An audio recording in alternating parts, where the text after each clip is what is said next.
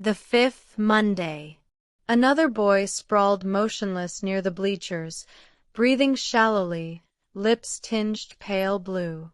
Sarah stood over the boy, feeling the familiar cold prickle at the base of her skull. It was exactly 7:15 a.m. The damp morning air of Crestview High School was quiet, save for the distant hum of the first arriving buses. She knelt, her gray cardigan sweeping the dew-soaked grass. No pulse check needed yet. She could see the faint rise and fall of his chest. It was Liam Vance, a sophomore. Known for nothing in particular, just like the other four. She didn't reach for her phone immediately. Instead, Sarah's eyes scanned the perimeter. The chain-link fence, the shadowed alcove beneath the stadium seating, the angle of the security camera mounted on the gym wall. It was pointed exactly 10 degrees away from this spot. A blind spot. Someone knew the layout. Someone was testing the response time. Principal Davis was the first to arrive, his heavy footsteps thudding against the turf. Oh, God! Another one. Sarah, did you call it in? He was sweating despite the morning chill, his face a mask of panicked exhaustion. Paramedics are on their way, Richard, Sarah said, her voice a calm, flat line. She stood up, brushing damp grass from her slacks. He's stable. Shallow breathing, unresponsive. Same presentation as the others. This has to stop, Davis muttered, pacing. The school board is threatening to shut us down. Parents are pulling their kids out. It's a nightmare. Sarah watched him, her expression unreadable. She had been a history teacher at Crestview for 3 years. Before that, she was a blank space on a heavily redacted government file. She had come here for the quiet, to teach about the past instead of shaping its darker chapters. But the quiet was broken. The police say it's stress-induced narcolepsy, Davis said, clinging to the official, absurd narrative. Or some new TikTok challenge. 5 boys in 5 weeks, always on Monday morning, always in a camera blind spot? Sarah replied, That's not a trend, Richard. That's a schedule. When the paramedics loaded Liam into the ambulance, Sarah didn't follow. She walked back toward the main building. Her history classroom was on the 2nd floor, overlooking the courtyard. She taught the American Revolution at 8 a.m., but her mind was calculating variables. The victims, Mark, Tyler, Ben, Kevin, and now Liam. All males. All aged 15 or 16. None were athletes. None were honors students. They existed in the middle curve of the high school ecosystem. Unremarkable. Perfect subjects if you didn't want to draw immediate, high-level attention. During her free period, Sarah bypassed the staff lounge and headed for the basement. It was a maze of boiler rooms and old storage units, smelling of dust and floor wax. She needed to look at the security system, not the feeds. The administration had those locked down, but the wiring. She found the main junction box near the old woodshop. It was locked, but Sarah withdrew a small, sleek tension wrench and a rake from her keychain. 2 seconds later, the panel clicked open. She didn't touch the wires. She just looked. There it was. A small, aftermarket bypass spliced into the feed for the stadium camera. It didn't turn the camera off. It fed a looped image of an empty field to the server whenever it was activated. It was clean work. Too clean for a teenager pulling a prank. Ms. Hayes. Sarah closed the panel with a soft click and turned around. It was Detective Russo, the local investigator assigned to the fainting boy's case. He was young, ambitious, and clearly out of his depth. "Looking for old textbooks, detective?" Sarah asked, her tone mild. "Looking for answers," Russo said, eyeing her. "You're always the one finding them, Ms. Hayes. Mark, Kevin, and now Liam. You have a habit of being in the right place at the right time." "I arrive early to prep my lessons," Sarah said smoothly. "And I prefer walking the perimeter. It's good exercise." "Right." Russo stepped closer. "You know, I looked into your background. Standard teaching credentials. But before that, a 10-year gap. You travel a lot." "I took time to find myself," Sarah said. She held his gaze, her eyes flat and hard. The air in the basement seemed to cool. Russo blinked first, shifting his weight uncomfortably. "Well, keep your eyes open," he muttered, turning to leave. "Always, detective," she murmured. After school, Sarah sat in her empty classroom. The silence was thick. She pulled out a blank sheet of paper and began writing names, dates, and locations. The pattern was rigid, but the why eluded her. She needed access to the boy's medical files, which meant she needed to visit the nurse's office. Nurse Collins was a veteran, a tough woman who had seen every fake stomachache and real injury. Sarah walked in just as Collins was locking up her cabinets. "Helen," Sarah said. "Rough morning." "That's putting it mildly," Helen sighed, rubbing her temples. "Liam is stable at the hospital. Toxicology is clean again. Whatever is knocking these kids out, it doesn't leave a trace on standard panels." "Have you noticed anything else?" Sarah asked, leaning against the doorframe. "Any commonalities? A shared class, a shared lunch period." Helen paused, her hand hovering over the lock. She looked around the empty clinic before lowering her voice. "I shouldn't say this, Sarah, but all 5 boys, they all had their mandatory physicals updated on the Friday before they collapsed. Every single one."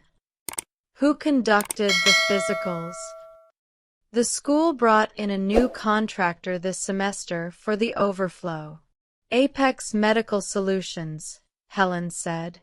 "They use the old gym for the exams." Sarah felt a cold certainty settle in her chest. Apex Medical Solutions. She thanked Helen and walked out into the empty hallway. The setting sun cast long, distorted shadows across the lockers. It wasn't a prank. It wasn't a challenge. It was a field trial. And they were using the students as lab rats. Sarah walked to her car, her quiet life officially over. She needed to know what they were testing, and she needed to break into Apex Medical Solutions. The night was aggressively dark, the kind of moonless void that swallowed the edges of buildings. Sarah parked her nondescript sedan 3 blocks away from the address listed for Apex Medical Solutions. It wasn't a sprawling corporate campus, but a modest, single-story brutalist structure nestled in an industrial park on the edge of town. No illuminated signs, just a brass plaque near the reinforced steel door. She wore dark clothing, her hair pulled back tightly. In her pocket, she carried a multi-tool, a small but powerful flashlight, and a customized encrypted flash drive. She wasn't carrying a weapon. Weapons escalated situations unnecessarily. She preferred to remain a ghost. Approaching the building, she analyzed the security. 2 exterior cameras, Fixed. No motorized sweep. A basic keypad entry, probably backed by an RFID scanner. She stayed in the shadows, moving with a practiced, silent grace that betrayed her history teacher persona. Sarah bypassed the front door entirely, slipping around to the alleyway. She found a ventilation grate near the ground. It was secured with heavy bolts, but she had noticed the rust on them during a drive-by earlier that afternoon. She applied a chemical solvent from a small vial, waiting 90 seconds before using her multi-tool to quietly unscrew the weakened metal. She slid into the narrow duct, moving on her elbows and knees, controlling her breathing to minimize sound. The air smelled of ozone and antiseptic. After 20 feet, she found a vent overlooking a server room. It was surprisingly sophisticated for a small local contractor. High-end racks hummed, their green lights blinking in the gloom. Dropping silently to the floor, she approached the main terminal. It was locked, naturally. She plugged her flash drive into a USB port. The drive contained a custom brute force algorithm she hadn't used in 5 years. The screen flickered, text scrolling rapidly as the program hunted for the admin password. While it worked, she checked the adjoining room through a small window. It looked like a standard clinic, exam tables, locked cabinets. But in the corner sat a heavy refrigerated lockbox, the kind used for sensitive biologicals. The terminal chimed softly. Access granted. Sarah's fingers flew across the keyboard. She bypassed the mundane patient files and dug into the hidden directories. She found a folder labeled Project Lethe. She opened the first document. It was a clinical observation log. Subject 01, Mark T. Dosage 0.5 milliliters.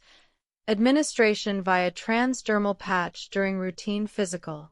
Onset, 60 hours. Effect, complete incapacitation for 45 minutes. Memory wiping successful for a 12-hour window prior to collapse. No lingering toxins detected. Subject 02, Tyler B. Dosage 0.6 milliliters. Onset, 64 hours. Sarah felt her jaw tighten. It was a chemical agent designed to induce temporary comas and erase short-term memory. And it was untraceable. They were testing the onset timing and dosage variations on high school kids, using the mandatory physicals as the delivery mechanism. The 60 to 70-hour onset perfectly explained why the boys received the patches on Friday and collapsed on Monday morning. But why Crestview High? Why these specific boys? She copied the entire Project Lethe directory to her drive. As the transfer bar crept toward 100%, she noticed a subfolder titled Phase 2 Candidates. She clicked it open. It was a list of names. Not students this time. Staff. Her own name, Sarah Hayes, was at the top of the list, marked with a red flag. Beside her name was a note, High Observation Priority. Shows unusual situational awareness. The transfer completed. She pulled the drive, plunging the screen back into darkness. She had what she needed. It was time to leave. Suddenly, the heavy thud of a door opening echoed from the hallway. Footsteps, heavy and deliberate, approached the server room. 2 sets. I'm telling you, the perimeter alarm spiked, a gruff voice said. Probably a stray dog, a second, smoother voice replied. But check the server room anyway. Sarah pressed herself into the darkest corner, behind a massive server rack. She slowed her heart rate, becoming perfectly still. The door swung open, casting a wedge of harsh yellow light into the room. A large man in a tactical vest stepped in, sweeping the room with a heavy-duty flashlight. The beam cut through the dust motes, passing inches from Sarah's face. She didn't blink. She didn't breathe. "Clear," the guard grunted, turning back. "Check the terminal," the smooth voice ordered from the hall. The guard stepped back in, walking toward the desk. He touched the keyboard. The screen woke up, displaying the login prompt. But Sarah had wiped the access logs. "Looks normal," the guard said. They left, the door clicking shut, plunging the room back into darkness. Sarah exhaled a slow, controlled breath. She had been too close. They were moving to phase 2, and she was the primary target. She retreated through the ventilation shaft, moving faster this time. When she finally emerged into the cool night air, she didn't feel relief, only a cold, sharp focus. They weren't just testing a drug, they were preparing for something bigger, and Crestview was ground zero. The next morning, Sarah stood at the front of her classroom. Her students were lethargic, the atmosphere tense.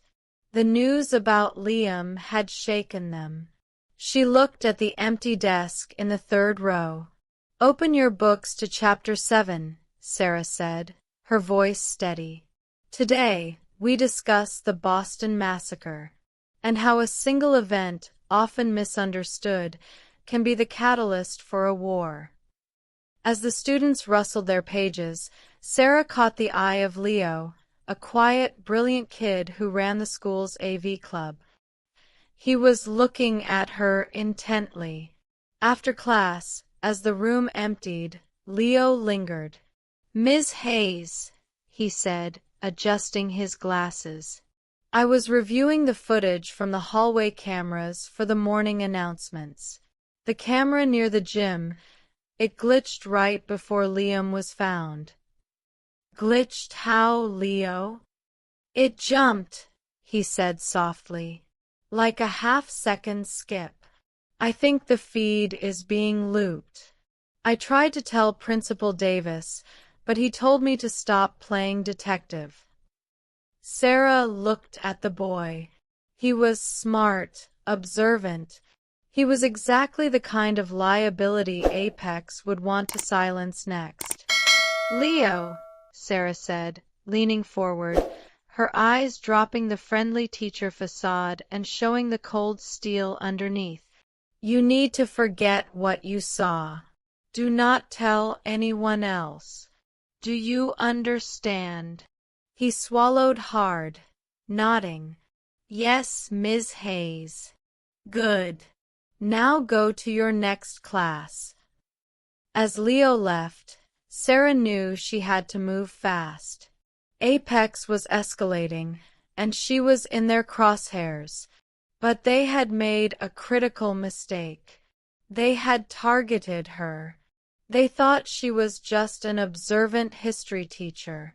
They were about to find out exactly what she used to do for a living. The fluorescent lights in the teacher's lounge hummed with a headache-inducing frequency. It was Wednesday. The midweek slump was usually palpable, but today a tight, nervous energy crackled in the room. 5 boys down. The school board had called an emergency meeting for Friday. Sarah sat in the corner, nursing a lukewarm coffee, projecting an aura of grading papers. In reality, she was analyzing the Project Lethe files on a burner tablet concealed within her gradebook. The data was dense, filled with chemical formulas and behavioral models. The drug, which the files referred to as Lethe X, was a marvel of illicit pharmacology. It targeted the hippocampus, disrupting memory consolidation while simultaneously inducing a profound, localized nervous system shutdown. The 45 minutes of unconsciousness were merely a side effect. The true goal was the 12-hour memory wipe. But why? What were the boys seeing or doing in those 12 hours that needed to be erased? She cross-referenced the victims' schedules. They had nothing in common academically, no shared extracurriculars. But looking at their weekend movements, data illegally scraped by Apex and stored in their files, she found a thread. All 5 boys were gamers, specifically heavily invested in an obscure open-world puzzle game called Cryptos. Fascinating, she murmured. What's fascinating, Sarah? Sarah closed the grade book smoothly. It was Coach Miller, a man whose enthusiasm for physical education bordered on the aggressive. He was also on the Phase 2 target list. Just grading essays, Sarah lied smoothly. Some creative interpretations of the Constitution today. Miller chuckled, pouring himself a coffee. Kids today. Their brains are mush. Probably from all those video games. Perhaps, Sarah said, watching him closely. Did you know Liam Vance? The kid who dropped on Monday? Barely. He wasn't on any of my squads. Quiet kid. Why? Just trying to make sense of it all, she replied. After school, Sarah didn't go home. She drove to an internet cafe across town, a dingy place that still accepted cash and asked no questions. She bought an hour on a terminal in the back and booted up Cryptos. The game was complex, a massive digital labyrinth of puzzles and ciphers. She navigated through the starter zones, utilizing her own extensive training in cryptography. She wasn't playing for fun. She was hunting. She pulled up the in-game profiles of the 5 victims. They were all members of the same guild, the Architects. She dug into the guild's public forums. It was mostly standard gamer chatter, but a few posts caught her eye. They were discussing a hidden level, a deeply buried section of the game code they were trying to crack. They weren't just playing a game. They were unknowingly decrypting a massive, real-world data cache hidden within the game's architecture by someone else.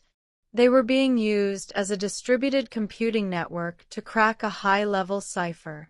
And once they cracked a piece of it, Apex brought them in for a physical, administered LethX to erase their memory of the breakthrough and presumably stole the decrypted data. Sarah leaned back in the plastic chair. It was brilliant, in a sociopathic way, using teenagers as unwitting code breakers, then wiping their minds to maintain operational security. But what was the data? She needed more access, which meant she needed to talk to the only person at Crestview who understood systems better than she did. She needed to talk to Leo. The next morning, she intercepted Leo before first period. My classroom. Now, she ordered, leaving no room for argument. Once the door was closed and locked, she turned to him. Leo, you know about the camera loop. You know something is wrong. He nodded, looking nervous but determined. I know it's not a TikTok challenge, Ms. Hayes. It's not. I need your help. But it's dangerous. If you say no, I walk away and we never speak of this again. If you say yes, you follow my instructions exactly. Leo didn't hesitate. What do you need? I need you to access the school's firewall logs. I need to see every IP address that has connected to the school's server from the outside in the last 5 weeks. Leo's eyes widened. That's highly illegal. So is drugging students, Sarah said coldly. Can you do it? Yeah. Yeah, I can. But I have to do it from the AV room. It's the only hardwired access point that isn't monitored by the district admin. Do it during lunch. I'll cover the door. At noon, the hallways were chaotic, students rushing toward the cafeteria. Sarah stood outside the AV room, pretending to read a bulletin board, her body angled to block the small window in the door. Inside, Leo was working fast. 10 minutes later, he opened the door slightly, sliding a USB drive into her hand. Got it, he whispered. There's a recurring external IP pinging the server every Friday night at midnight. It's downloading massive encrypted packets from the student network. Good work, Leo. Now erase everything you just did and forget this happened. She took the drive to her classroom and plugged it into her encrypted tablet. She traced the IP. It didn't belong to Apex Medical. It belonged to a shell corporation registered in the Cayman Islands, but the physical routing bounced through a local server. A server located inside Crestview High. The data was never leaving the school. The entire operation, Apex, the physicals, the memory wipes, it was all being orchestrated from inside the building. The bell rang for fifth period. Sarah looked up as the door opened. It was Mr. Harrison, the school counselor. He was a soft-spoken man, always smiling, always offering a listening ear to troubled students. We descended the hill and entered the massive, sprawling parking lot of the supercenter. The silence here was different. On the highway, the silence was filled with the chaotic visual noise of the ruined cars. Here, the silence was vast and echoing, amplifying the sound of our boots crunching on the cracked asphalt. We had to navigate around the epicenters of the mob's fury. Entire sections of the parking lot were scorched black. The asphalt bubbled and deformed where massive, prolonged fires had burned. We stepped over the skeletal remains of the stampeders. Some were clustered together, holding on to each other in their final moments. Others lay isolated, their skulls crushed or their ribs shattered by the blunt force trauma of the riot. It was a grim, horrific red carpet leading to the gates of salvation. We reached the front of the building. The scale of it was staggering up close. The concrete walls rose 40 feet into the gray sky, completely smooth, offering no handholds, no windows, no vulnerabilities. The main entrance was a massive vestibule of shatterproof glass and heavy steel framing. I approached it carefully, the shotgun raised. The glass was entirely spider-webbed with thousands of impact fractures. The mob had beaten on it with baseball bats, tire irons, and sledgehammers. There were dark, dried smears of blood where desperate hands had battered against the reinforced panes until the bones broke. But the glass hadn't shattered. The security laminate had held it together. It was a testament to the paranoid engineering of the old world's corporate infrastructure. Beyond the fractured glass, heavy, corrugated steel riot shutters were pulled down and locked tight over the interior doors. Even if they had broken the glass, they would have hit a solid wall of steel. "The front is a dead end," I said, looking over my shoulder at Elias. "The electronic locks are fried, and the riot shutters are manual drop from the inside." Elias nodded slowly, his breathing still ragged. He pulled the heavy ring of keys from his deep pocket. "My son managed the logistics," he said, holding up a long, thick brass key that looked like it belonged to a medieval dungeon. "We don't use the front. We go around to the back. The loading docks." I took the lead, keeping my back to the massive concrete wall, moving slowly around the perimeter of the building. The distance was massive. Walking around the supercenter felt like walking the perimeter of a small city block. We reached the rear of the building. Here, the architecture shifted from retail fortress to industrial bunker. A long, elevated concrete loading platform stretched for 200 yards. Built into the wall were 20 massive, corrugated steel roll-up doors, designed to accommodate a fleet of semi-trucks. The loading bay area was relatively clear of bones. The mob had focused their fury on the main entrance, drawn by the familiar glass doors. They hadn't realized the true vulnerability lay at the shipping and receiving bays. I climbed the rusted metal stairs to the elevated concrete platform. I swept the area with the shotgun. Empty pallets, a rusted forklift, and blowing ash. Nothing else. I reached down and hauled Elias up onto the platform. The old man collapsed onto his knees, coughing violently, clutching his chest. "Which door?" I demanded, the paranoia gnawing at the edges of my focus. Standing on the elevated platform made us incredibly visible to anyone watching from the tree line a quarter-mile away. Elias pointed a trembling finger toward a heavy, solid steel personnel door set into the concrete wall, situated right next to loading bay number 4. "The receiving office," he wheezed. "Manual override for the bay doors." I walked up to the heavy steel door. There was no electronic keypad, just a heavy industrial deadbolt lock and a thick steel handle. It was scratched and dented, but it was solid. I stepped aside and motioned for Elias. The old man dragged himself to his feet. He walked to the door, his hands shaking so violently he dropped the heavy ring of keys twice. I didn't help him. I kept the shotgun trained on the empty parking lot, watching our 6. Finally, Elias slid the thick brass key into the deadbolt. He tried to turn it. He grunted, his fragile wrists straining against the heavy internal mechanisms of the lock. It didn't budge. The lock hadn't been turned in a year.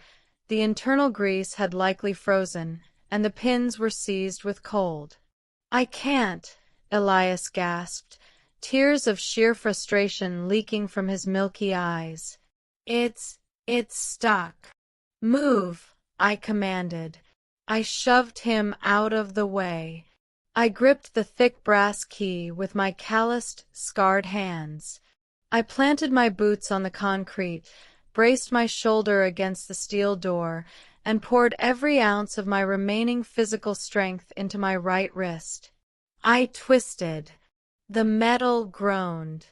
The muscles in my forearm burned. For a terrifying second, I thought the brass key was going to snap off inside the cylinder, sealing the vault forever. Then, with a loud, sharp crack that echoed across the loading bays, the frozen pins sheared. The deadbolt slid back.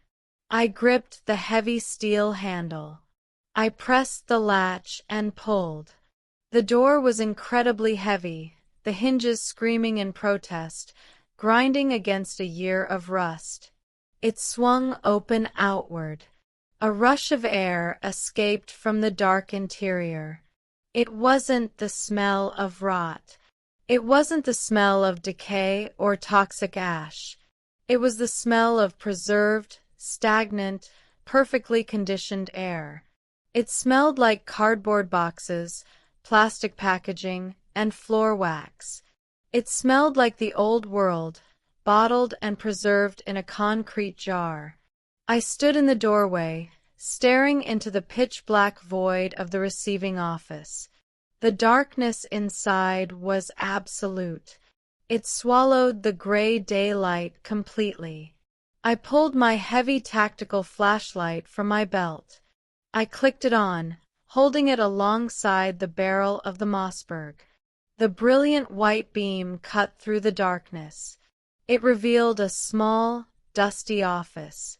Desks, computer monitors, filing cabinets. Untouched. Pristine. "We're in," I whispered, the sheer impossibility of the moment washing over me. We had actually done it. We had breached the unbreachable. She had to stop the dispersal herself. And she had to trap Harrison. Friday morning arrived. The atmosphere at Crestview was electric with anxiety. News vans were parked outside the chain-link fence. Inside, the staff moved like ghosts. Sarah walked into the building carrying her usual leather satchel. But today, it didn't contain essays. It contained a portable atmospheric analyzer, a gas mask, and a customized EMP emitter. She saw Harrison in the hallway, looking concerned and sympathetic as he spoke to a weeping student. He caught Sarah's eye and offered a reassuring nod. "It will be all right, Sarah," he said smoothly. "The board will figure this out today." "I'm sure they will, Arthur," Sarah replied, matching his calm. "History always has a way of revealing the truth." She walked past him, heading straight for the basement boiler room. The board meeting was scheduled for 10 a.m. It was currently 8:30. She had 90 minutes to find the dispersal mechanism and rig the game in her favor. The basement of Crestview High was a labyrinth of exposed pipes, concrete pillars, and the relentless thrum of the main HVAC units.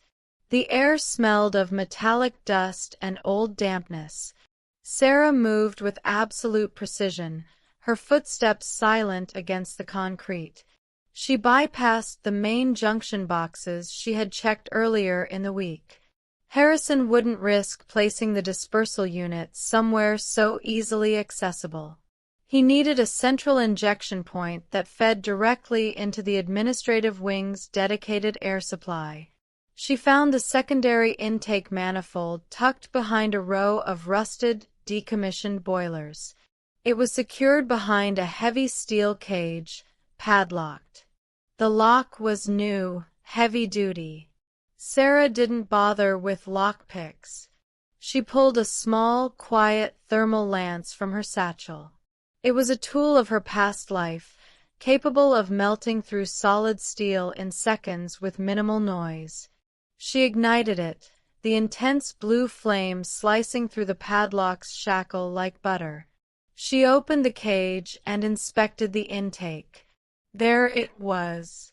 A sleek, black cylindrical device clamped onto the ductwork, wired directly into the fan control relay. It was a military-grade aerosolizer, capable of atomizing the Lithium-X compound into micro-droplets that would bypass standard air filters. A digital timer on the device glowed ominously in the gloom. 42 minutes and 15 seconds. It was set to trigger exactly at 10 a.m., the moment the board meeting commenced. Sarah didn't attempt to defuse it. Tampering with the timer might trigger an anti-handling failsafe, releasing the gas immediately. Instead, she needed to reroute it. She pulled out her multi-tool and carefully detached the injection nozzle from the main administrative duct. Working quickly, she grabbed a length of flexible industrial hosing she had found near the old woodshop. She clamped one end to the aerosolizer's nozzle. Now, she needed a new destination for the gas. She couldn't vent it outside. The risk of wind dispersal into a populated area was too high. She needed an isolated, sealed environment. She traced the ductwork above her. There was an old and used ventilation shaft that led to the sub-basement storage, a concrete bunker originally designed as a fallout shelter in the 1960s. It was airtight and currently empty. She spliced the other end of the flexible hose into the old bunker's duct, securing it with heavy-duty duct tape and industrial zip ties. The Lethe-X would deploy, but it would pump harmlessly into a sealed concrete tomb. Timer: 25 minutes. Step 1 was complete. The mass casualty event was averted. But Harrison was still going to walk away with the decrypted data. She needed to catch him in the act of extraction. She left the basement, shedding her dust-covered cardigan and smoothing her blouse. She returned to the first floor, moving toward the administrative wing. The area was buzzing. Board members in expensive suits were arriving, escorted by a highly stressed Principal Davis. Detective Russo was there too, looking stern and useless. Sarah slipped into the library, which offered a clear view of Harrison's office down the hall. She positioned herself behind a row of tall reference shelves, pulling out her encrypted tablet. She accessed the clone of Harrison's hard drive she had made the day before. The decryption program was still running in the background, but the final data package wasn't there. Harrison hadn't downloaded it yet. He was waiting for the chaos of the gas release to cover his digital tracks. Through the library window, she watched Harrison approach his office. He looked relaxed, confident. He paused to shake hands with a board member, his smile practiced and warm. Then, he stepped into his office and closed the door. Sarah watched her tablet screen. A new connection pinged on the cloned network interface. Harrison was accessing the hidden server. He was initiating the final download. She had to stop the transfer, but she also needed the data as leverage. If she just unplugged him, he would know someone was onto him and vanish. She needed to steal the data while he was downloading it, and then trap him in the room. She executed a custom script on her tablet, a man-in-the-middle attack. As Harrison downloaded the decrypted files from the hidden server, Sarah's tablet silently siphoned a copy of the data stream, mirroring the download in real time. A progress bar appeared on her screen. 10%, 20%. It was a massive file. The tech conglomerate's stolen R&D data was worth billions. Suddenly, the progress bar on her screen stuttered and froze at 45%. A warning flashed in red text. Encryption protocol shift detected. Connection severed. Harrison had noticed the mirror. He was actively fighting her on the network, deploying countermeasures. The counselor wasn't just a data broker, he was a highly skilled cyber operative. Sarah's fingers flew across the digital keyboard, launching counterscripts, trying to force the connection back open. It was a silent, high-speed duel fought in code. Down the hall, Harrison's office door abruptly opened. He stepped out, his usual calm demeanor gone. His eyes scanned the hallway, sharp and predatory. He knew someone inside the building was hacking him. He didn't look toward the library. Instead, he reached into his jacket pocket and pulled out his phone, typing furiously. Sarah's tablet buzzed. A new notification appeared, not from the network, but from the school's internal security system. Klaxons began to wail throughout the building. Red strobe lights flashed in the hallways. Panic erupted instantly. Harrison wasn't running. He was sealing the building. He was going to find whoever was stealing his data, and he was going to handle it personally. And he still believed his gas trap in the basement was active. Timer: 8 minutes. Sarah pocketed her tablet. The cyber war was over.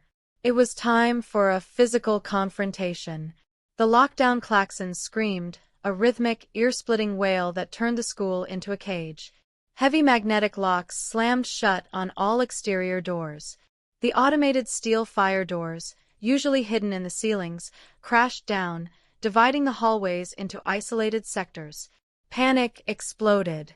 Students in the classrooms screamed. Teachers scrambled to lock their doors, following the active shooter protocols. Sarah was trapped in the library. A steel fire door had dropped, sealing the entrance.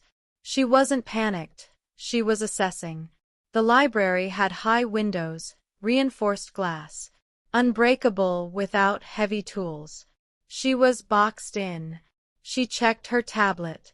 The download of the stolen data was stuck at 45%. Harrison had secured the rest. But she had enough to prove his operation. Now, she needed to survive him.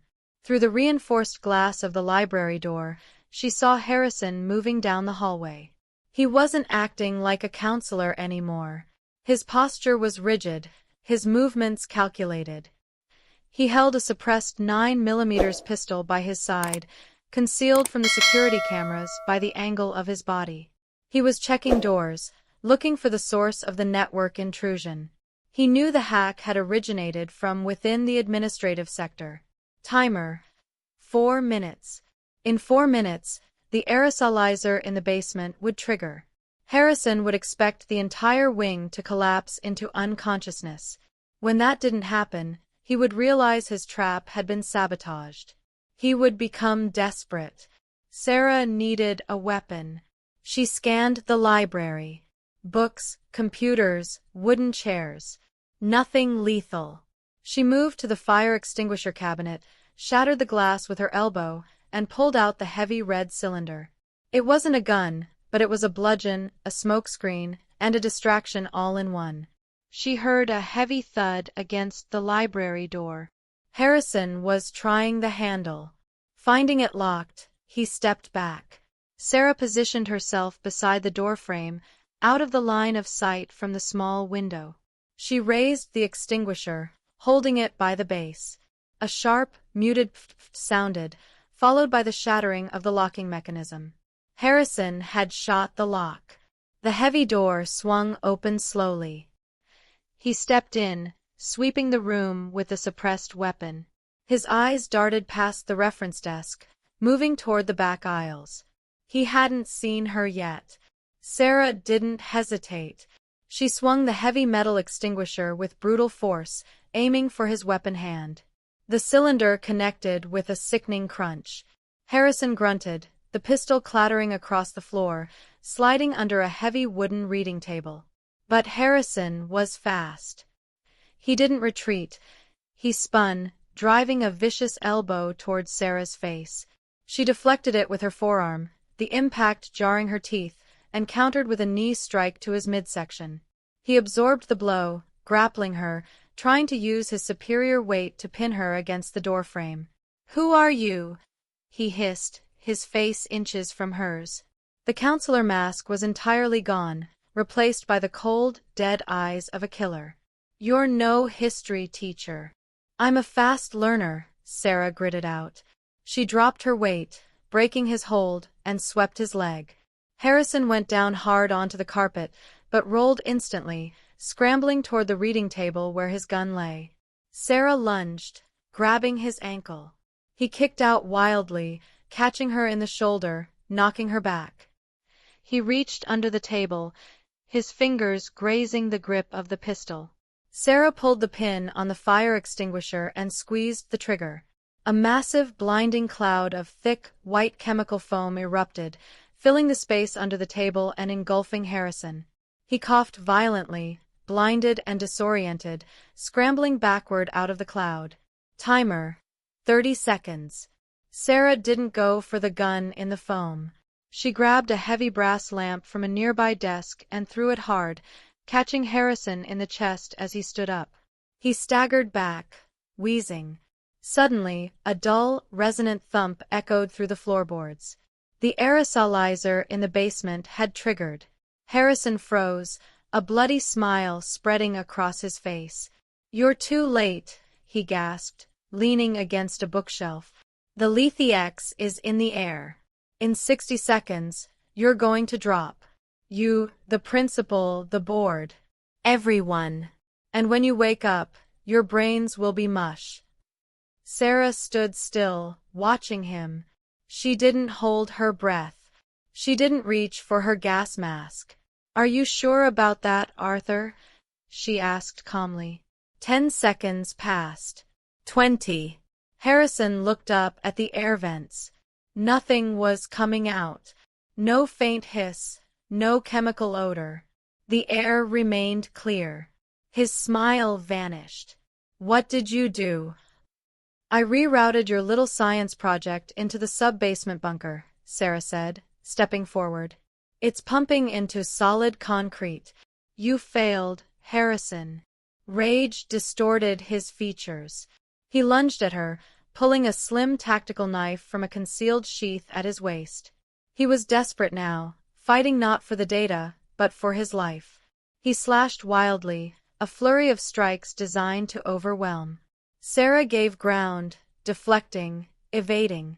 She was waiting for an opening. He thrust for her stomach.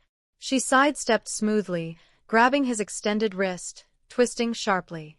Bones snapped. Harrison screamed, dropping the knife. Sarah didn't stop. She delivered a devastating palm strike to his jaw, snapping his head back. His eyes rolled up, and he collapsed onto the carpet, out cold. The library was silent, save for the wailing klaxons outside. Sarah stood over him, breathing heavily. She kicked the knife away and retrieved the suppressed pistol from the foam. She ejected the magazine and cleared the chamber. She took her tablet out. The 45% of the data she had stolen was secure. She had the proof of his operation, his offshore accounts, and the LetheX testing logs. But it wasn't over. The lockdown was still active. The police would be breaching the building soon. If they found her standing over an unconscious counselor with a weapon and hacked data, her cover would be blown permanently. She would be dragged back into the world she had escaped. She needed to disappear, and she needed to make sure Harrison took the fall alone. She grabbed Harrison's phone from his pocket. She used his unconscious thumb to unlock it. She navigated to the internal security app and tapped the command to lift the lockdown. The klaxons abruptly stopped. The heavy magnetic locks disengaged with a series of loud thunks. The red strobe lights ceased, replaced by the harsh glare of normal fluorescence. Chaos erupted in the hallways as doors opened and students and staff began to flee. Sarah took one last look at Harrison. She placed the USB drive containing the evidence of his crimes prominently on his chest. Then she slipped out of the library, blending instantly into the panicked crowd surging toward the exits. She was just a frightened history teacher, caught in the madness. The aftermath was a storm of flashing lights and megaphone commands. Police cruisers swarmed Crestview High, forming a perimeter. Paramedics rushed in, followed by heavily armed tactical units, completely unaware that the real threat was already neutralized, lying unconscious in the library. Sarah huddled with a group of terrified teachers near the football field, a standard emergency staging area. She clutched a borrowed shock blanket around her shoulders, perfecting the look of a traumatized civilian. Her heart rate had returned to a steady 60 beats per minute. Principal Davis was pacing frantically, yelling into his phone. Detective Russo emerged from the building, looking grim, directing officers toward the administrative wing. "They found him," a whispering voice said beside Sarah. It was Helen, the school nurse. "They found Arthur, beaten half to death in the library." "Arthur!" Sarah gasped, feigning shock. "Oh my God! Is he?" "He's alive," Helen said, her voice shaking. "But Russo looks furious. He's locking down the whole staff. Says no one leaves until they figure out what happened." Sarah nodded, pulling the blanket tighter. The USB drive she left on Harrison's chest would do its job. It contained irrefutable proof: his connection to Apex Medical, the LitheX test logs on the students, and the financial records of his data brokering. It laid out his entire operation perfectly, but it didn't explain the missing 55% of the decrypted corporate data. And it didn't explain who beat him unconscious. 2 hours later, the staff was corralled into the gymnasium for questioning. It was a slow, grueling process. Detective Russo was conducting the interviews himself, setting up a makeshift interrogation room in the coach's office. When it was Sarah's turn, she walked in with a hesitant step. Russo looked exhausted, his tie loosened, a styrofoam cup of coffee in his hand. On his desk sat the USB drive and Harrison's suppressed pistol in an evidence bag.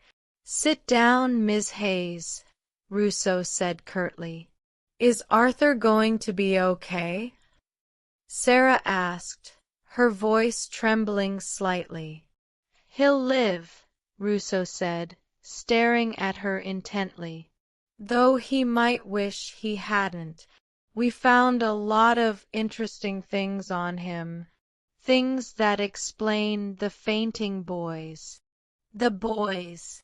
Sarah acted confused. "Arthur was involved in that?" Russo leaned forward.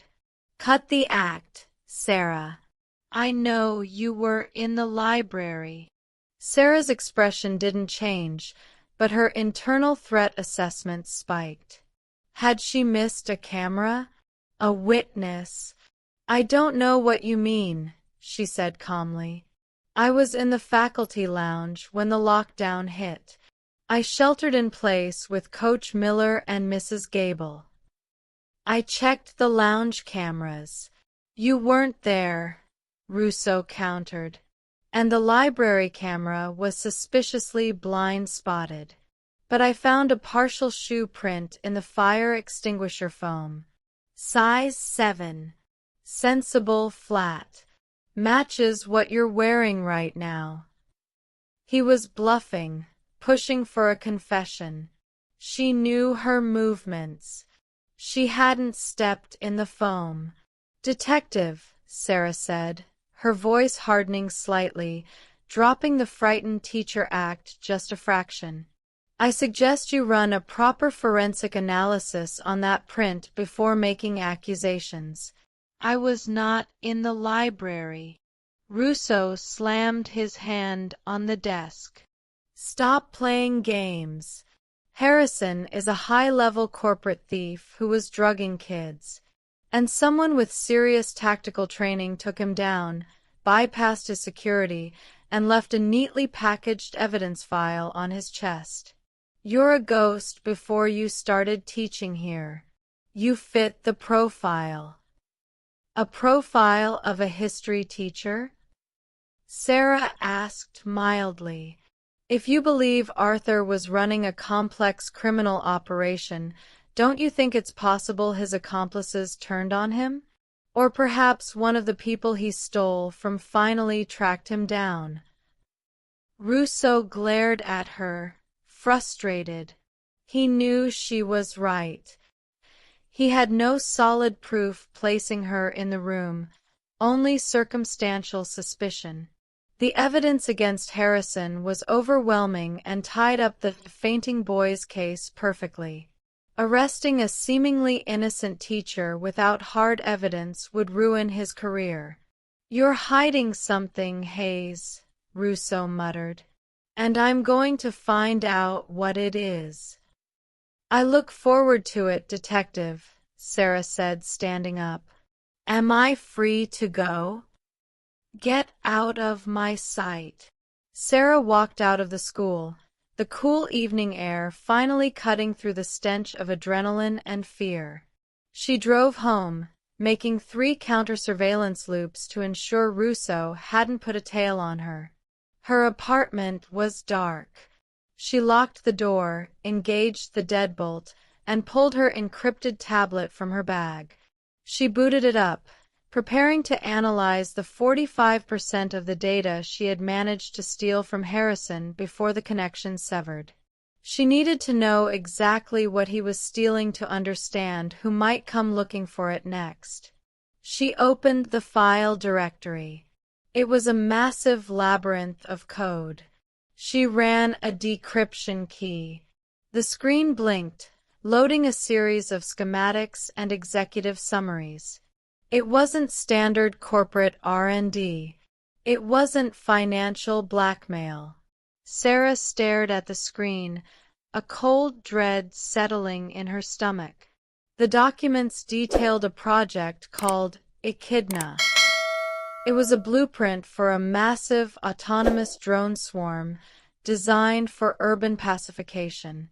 It included targeting algorithms, facial recognition integration, and lethal payload delivery systems. It was a private military contract, illegal under international law, and highly sought after by rogue states. Harrison wasn't just stealing corporate secrets, he was dealing in black market weapons tech. But that wasn't the worst part. She scrolled down to the final document in her incomplete file cache. It was a communications log between Harrison and his buyer. Buyer, the boys are proving too slow. The cipher is adapting. We need the full package by Friday. Harrison, I am expediting the process. The purge will cover the final extraction. Buyer, see that it does. If you fail, we will not leave loose ends. We know where you are. We know who is watching you. Attached to the message was a photograph. It was a picture of Sarah, taken from a distance, walking into Crestview High. Harrison's buyers knew about her. They had been watching her. And because Harrison had failed to deliver the complete data package, they would be coming to clean up the mess. They would assume she had the rest of the files. The quiet life was truly over. The game hadn't ended in the library, it had just escalated. Sarah stood up, walked to her closet, and pushed aside the row of sensible cardigans. She pressed a hidden panel in the wall. It clicked open, revealing a hidden compartment. Inside lay a matte black tactical vest, a suppressed SIG Sauer P226, and a passport bearing a name she hadn't used in 5 years. They were coming for a history teacher. They were going to meet a ghost. The weekend passed in a state of hypervigilance. Sarah didn't sleep in her bed. She rested in a chair facing the reinforced door of her apartment, the SIG Sauer cold against her thigh.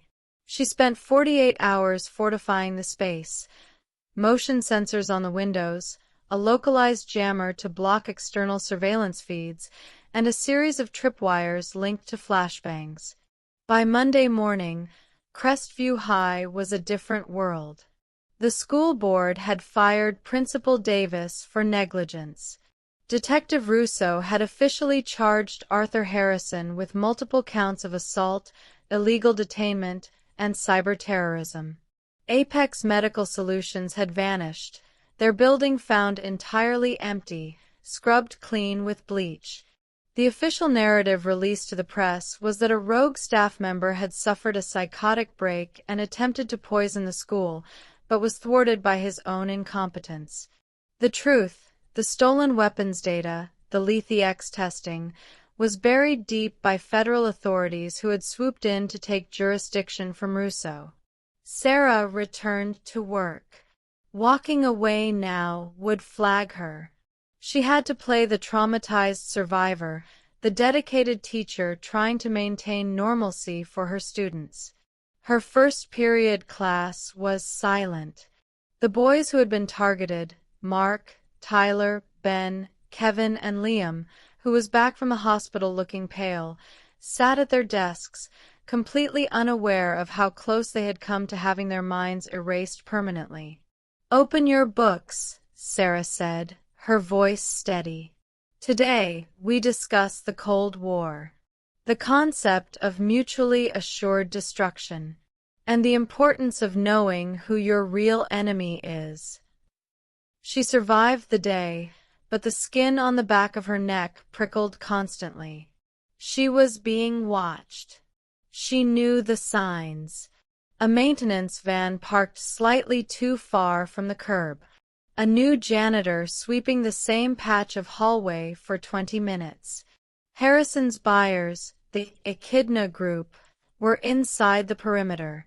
They were assessing the target. They assumed she had the full data package. They were waiting for her to slip up. During lunch, Leo, the AV club president, approached her desk. He looked terrified. "Ms. Hayes," he whispered, glancing nervously at the door. "I found something. On the servers." "Leo, I told you to stay out of the system," Sarah said sharply. "I know, but I couldn't help it. The feds took Harrison's main computer, but they missed a hidden partition on the library network node. I think it's where he was storing the game data. The cryptos stuff." Sarah's eyes narrowed. "Show me." She followed Leo to the AV room. He locked the door and pulled up a hidden command prompt. Lines of code scrolled down the screen. "It's a dead man's switch," Leo explained, his fingers flying. "Harrison set it up. If he didn't log in and disable it every 48 hours, it automatically broadcasts the remaining 55% of the decrypted Echidna files." "Broadcasts it where?" Sarah demanded. "To a public torrent tracker," Leo said, his voice shaking. "It's set to release the weapons tech to the entire internet. It'll be open-source terrorism." Sarah checked her watch. Harrison had been arrested on Friday morning. It was Monday afternoon. "When does the switch trigger, Leo?" 30 minutes, Leo said, pointing to a countdown timer buried in the code. "And I can't stop it. It's locked behind a military-grade polymorphic cipher. It changes every 3 seconds." Sarah cursed softly. Harrison was spiteful. If he went down, he was going to burn the world with him. If that data went public, rogue states and terrorist cells would have access to the drone swarm technology. "Can we isolate the node?" Sarah asked. "Physically disconnect it from the external network?" "No." Leo shook his head. "It's embedded in the school's mainframe. If we pull the plug on the school's internet, the switch detects the disconnect and triggers immediately through a cellular backup. We have to crack the cipher to disable it." Sarah looked at the scrolling code. It was complex, elegant, and lethal. She was a tactical operative, not a master cryptographer. But she knew who was. "Leo," Sarah said, an idea forming. "The boys. The ones playing cryptos. They were cracking the cipher pieces unknowingly, right?" "Yeah." Harrison was using their combined brainpower to brute force the algorithms.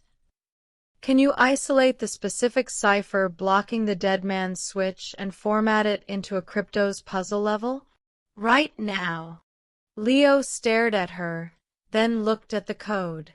I think so.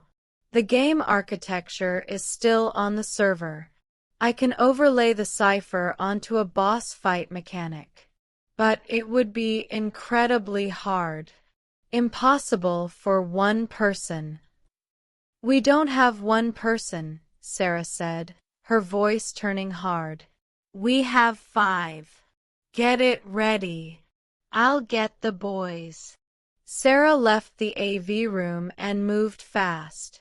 She pulled Mark, Tyler, Ben, Kevin, and Liam out of their respective classes, citing an emergency administrative review. She herded them into the computer lab, locking the doors behind them. The boys looked confused and anxious.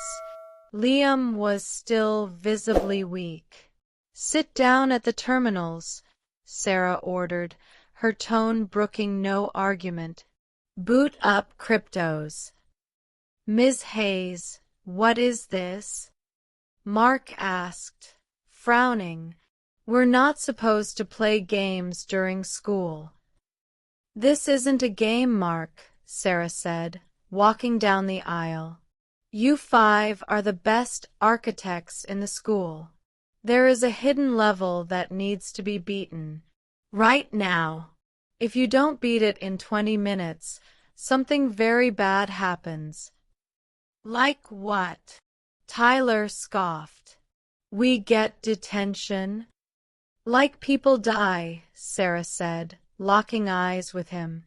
The absolute coldness in her gaze silenced the room. "Log in.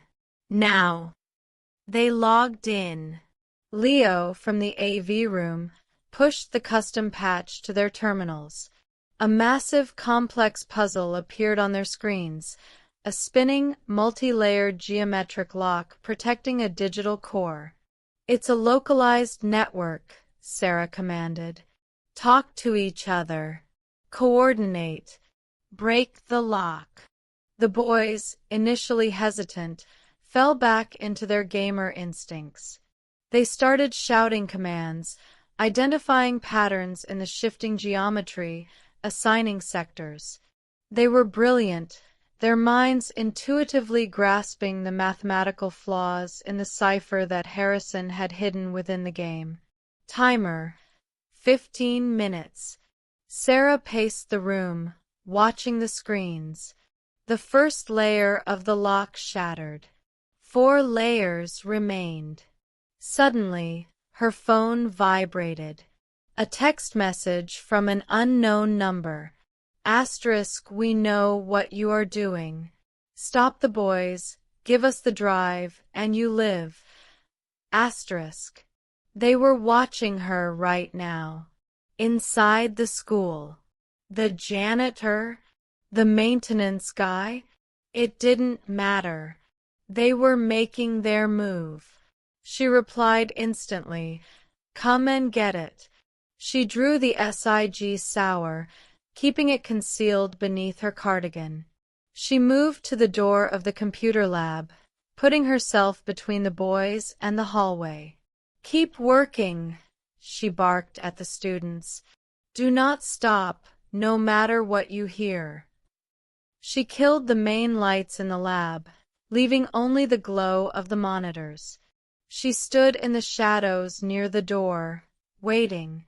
The final battle wasn't just digital, it was going to be physical. And it was happening right now. The computer lab was bathed in the eerie, shifting glow of 5 monitors.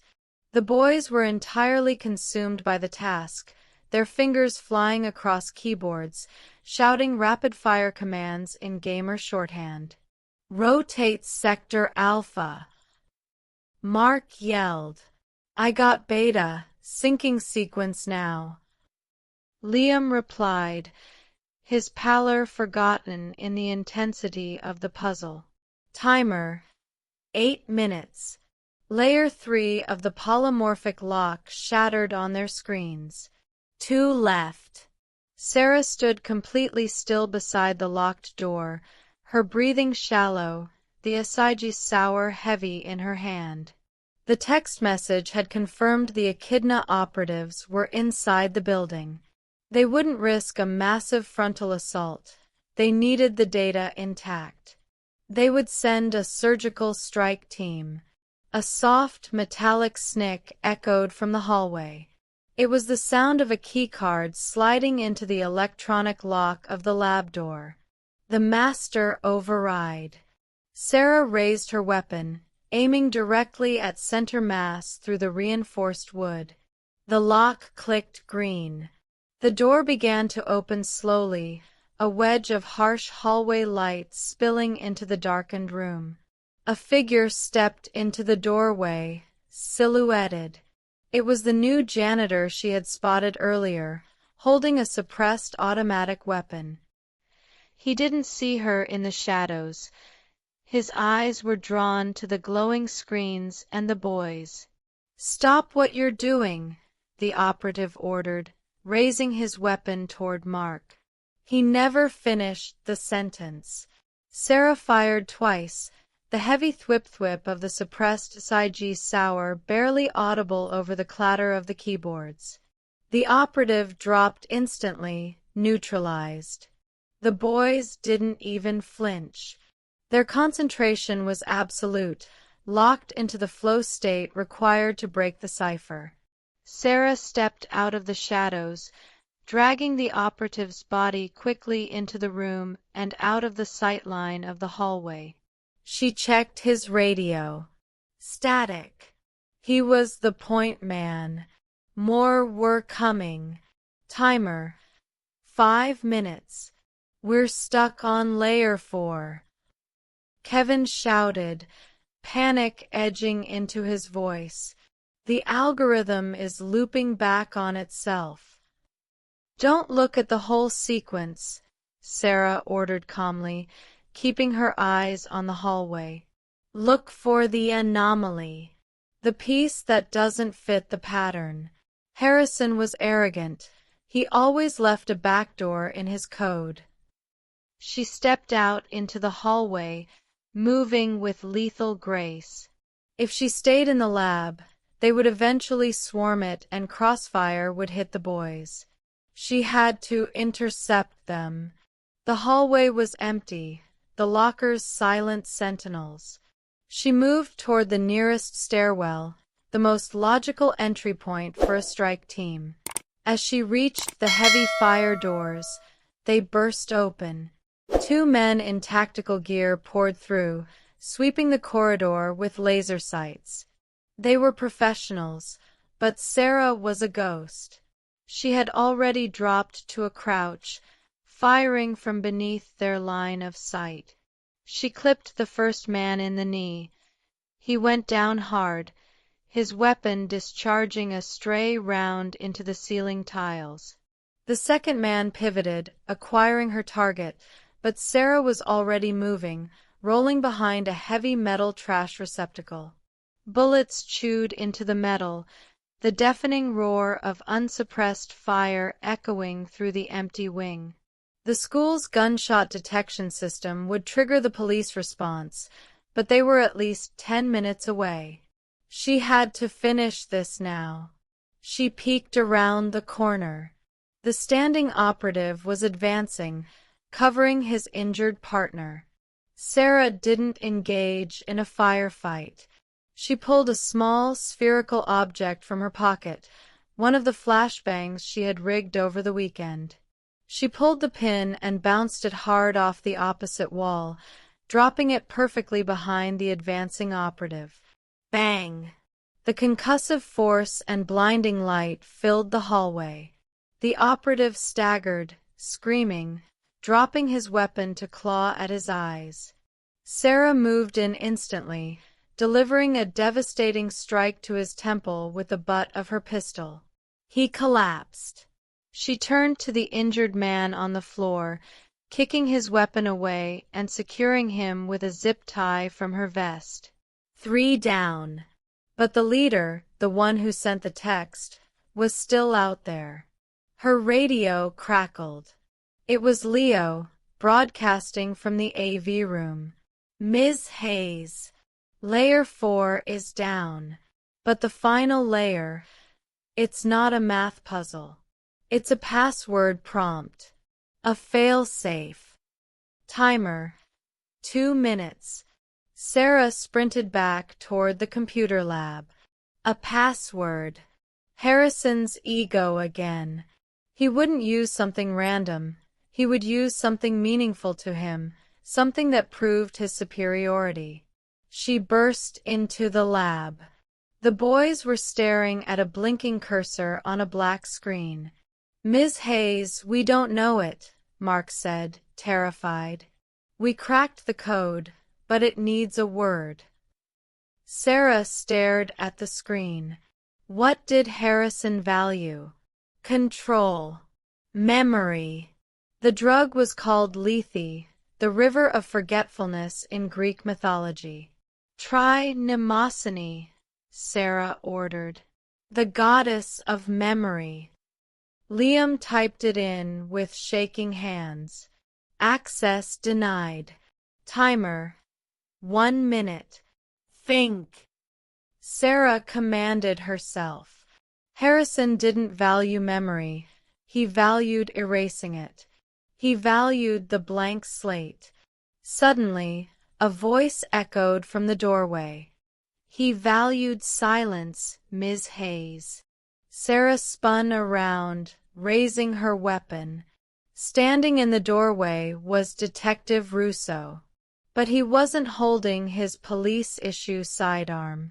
He was holding a high-end, customized tactical pistol aimed directly at her chest. Russo, Sarah breathed. The puzzle pieces violently slammed into place. The incompetence, the immediate arrest of Harrison, the feds sweeping in to bury the evidence. Russo wasn't a bumbling local cop. He was the inside man for Echidna. He was the buyer. Drop the gun, Sarah, Russo said, his voice cold and steady. Or I kill the boys. You have 30 seconds to give me the password, and then you give me the drive with the rest of the data. You were protecting Harrison, she said, keeping her gun leveled at his head. Until he became a liability. You used the police department to cover your tracks. It was a perfect setup, Russo smirked. Harrison did the heavy lifting. I secured the perimeter. But he got greedy. And you got in the way. Now, give me the password. Timer. 15 seconds. I don't know it, Sarah said. Then they die, Russo said, shifting his aim toward Mark. Sarah didn't look at the screen. She looked at Russo. She looked at his arrogant smile.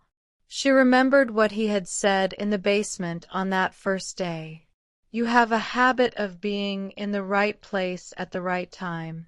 Leo, Sarah said loudly, her voice carrying through the open comms to the AV room. Type in coincidence. Russo's eyes widened slightly. On the screen, Liam typed the word. coincidence. Timer. 3 seconds. He hit enter. The screen flashed green. Dead man's switch disabled. Data purged. Russo roared in anger, swinging his weapon back towards Sarah. But she had already pulled the trigger. The suppressed round caught Russo in the right shoulder, spinning him violently before he could fire. His weapon clattered to the floor. He collapsed against the doorframe, clutching the bleeding wound, his arrogant facade shattering into a mask of pain and shock. Sarah advanced immediately, kicking his gun down the hallway. She didn't offer a dramatic monologue. She pinned him to the floor with a knee to his chest, securing his hands with zip ties, moving with cold, mechanical efficiency. The computer lab was utterly silent. The 5 boys sat frozen, staring at the green text on their screens, then at their history teacher, who had just systematically dismantled a tactical squad and shot a police detective. Is everyone unharmed?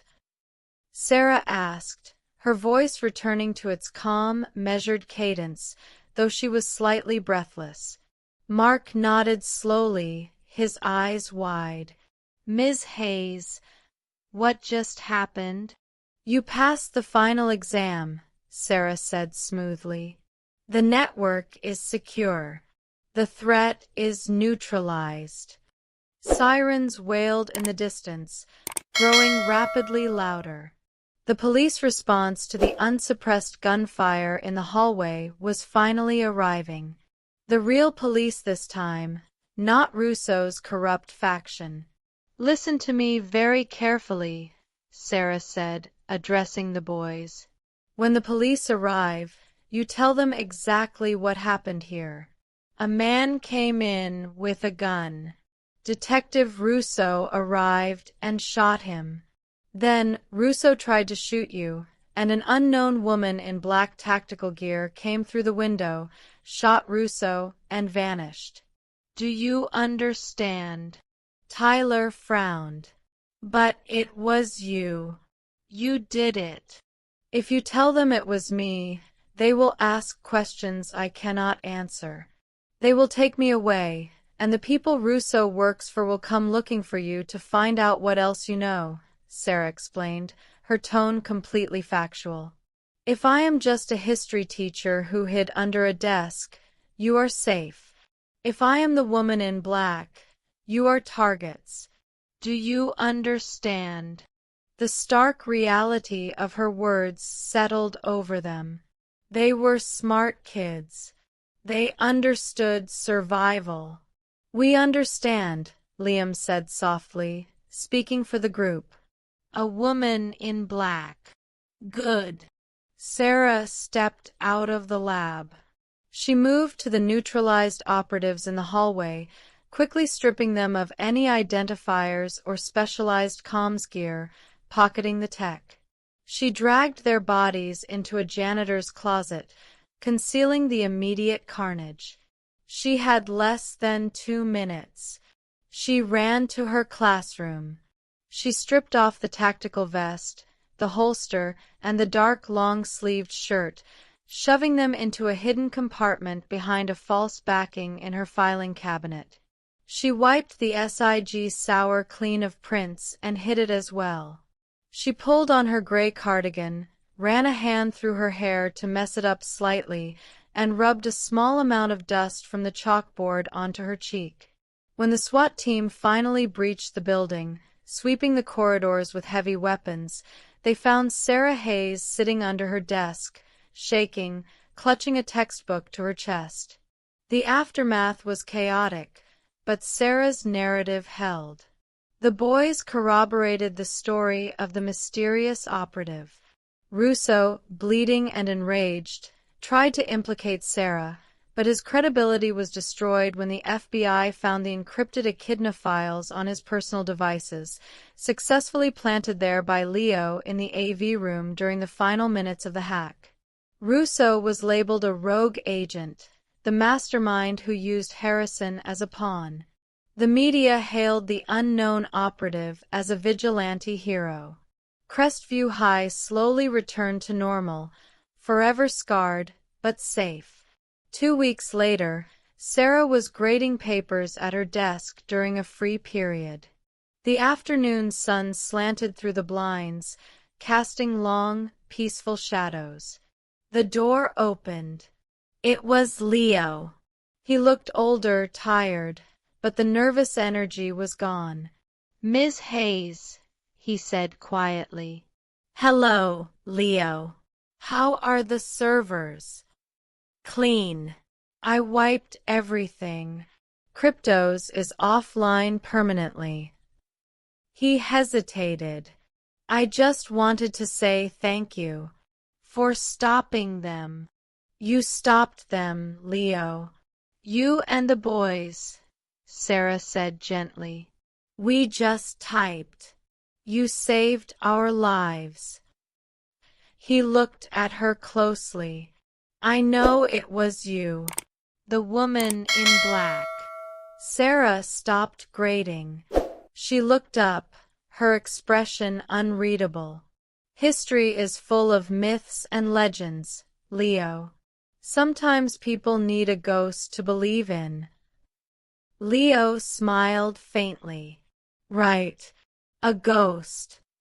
He turned to leave, but paused at the door. "Oh, by the way, I was doing a deep scrub of the school's old mainframe. looking for any leftover code. Sarah felt a tiny prickle at the base of her skull. And I found a file. Heavily encrypted. Not Harrison's code, not Echidna's. Leo looked nervous again. It was old. Dated 10 years ago. It had your name on it, Ms. Hayes. Your real name. Sarah didn't move. She didn't blink. I didn't open it, Leo added quickly. I locked it back down. But it was pinging an external server. Someone was looking for it. Thank you, Leo, Sarah said, her voice perfectly calm. You did the right thing. Leo nodded and left the room. Sarah sat alone in the quiet classroom. The Echidna threat was neutralized. The school was safe. But the past she had buried had just sent a signal flare. Someone knew where she was. She looked at the grading pen in her hand, then closed the essay folder. The quiet life was nice while it lasted. She reached under her desk, feeling for the small, hard outline of a secondary burner phone she had taped there years ago. She pulled it free. It was time to go back to work.